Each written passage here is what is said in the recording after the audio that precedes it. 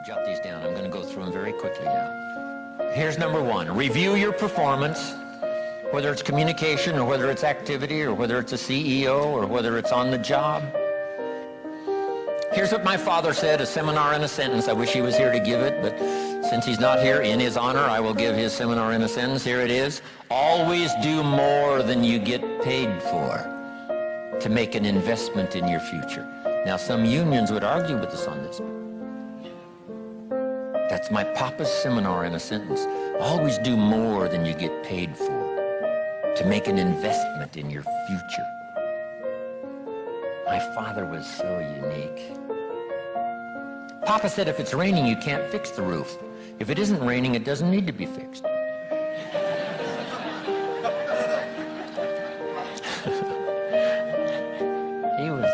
He was a grand old man.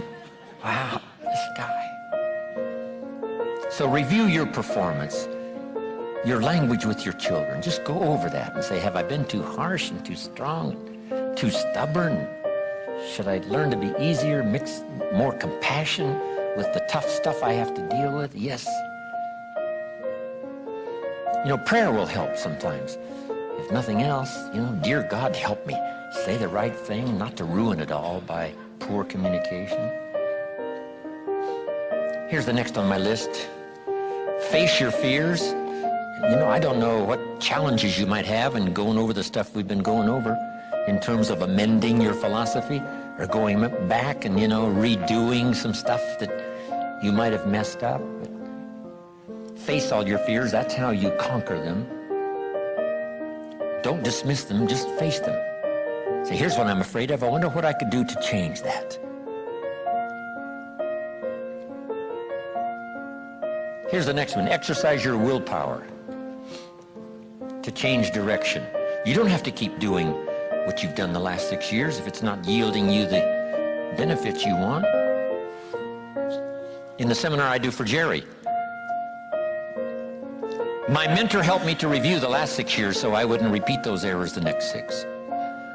See, if you're a goose, you have no choice to do the next 6 like you did the last 6.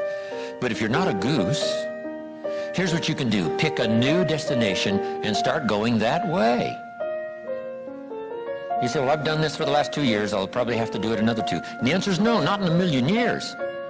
Now, you can change one little degree at a time, or if you want to, you can revolutionize the whole thing.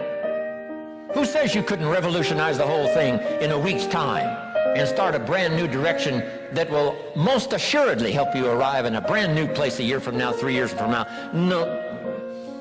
No telling 5 years from now where you could arrive. Use your willpower to start the process. Just willpower to change a little or change a lot. Anybody can change. You don't have to repeat last year. Clean up the errors. Invest it now in the next year. Watch it make the difference. Here's the next one that's important. Parents have to do it. We ask our kids to do it, but we've got to do it. Admit your mistakes. Sometimes you have to admit them to others. Here's some of the best words in the English language. I'm sorry. The reason why those are good words is because it could start a whole new relationship. It could start 2 people going in a whole new direction. I'm sorry. Simple, easy. Not easy, but if you get this done, the turnaround can be dramatic. The early years can be big in payoff. And here's the big one. Admit your mistakes to yourself. You don't have to babble about them to everybody in the neighborhood. But it doesn't hurt to sit down and have a conversation with yourself and say, there's no use kidding myself. Here's where I really am. I've got pennies in my pocket and I got nothing in the bank. That's what I said after the Girl Scout left my door. I had a conversation with myself. And I said, I don't want this to happen anymore. Next, refine your goals. I don't know what ambitions you've had up until now, but this weekend would be a good time to start the process. We're going to talk about our goals workshop before our session is over this weekend. Maybe that will help stimulate you to set some higher goals, reach for some higher purpose. Go for something beyond what you thought you could do. By the time this weekend's over, you might double, triple, quadruple the amount of goals, purpose, all the things you think you can accomplish. You could multiply that by 10 by the time we finish here on Sunday. Here's the next one, believe in yourself. Yes, you got to believe in God, and you got to believe in the community, and you've got to believe in the possibilities. You've got to believe in the economy. You've got to believe that tomorrow can be better than today. But here's the big one, believe in yourself. There isn't a skill you can't learn. There isn't a discipline you can't try. There isn't a class you couldn't take. There isn't a book you couldn't read. If it's written in some other language, you just get it translated and read it. Here's the next one. Ask for wisdom. This is communication of the highest source. Ask for wisdom. Ask for wisdom that creates answers. Ask for the wisdom that creates faith to believe things are possible. In King Solomon's day, there was the dilemma of two mothers who claimed the same baby. And the question was, whose baby is this?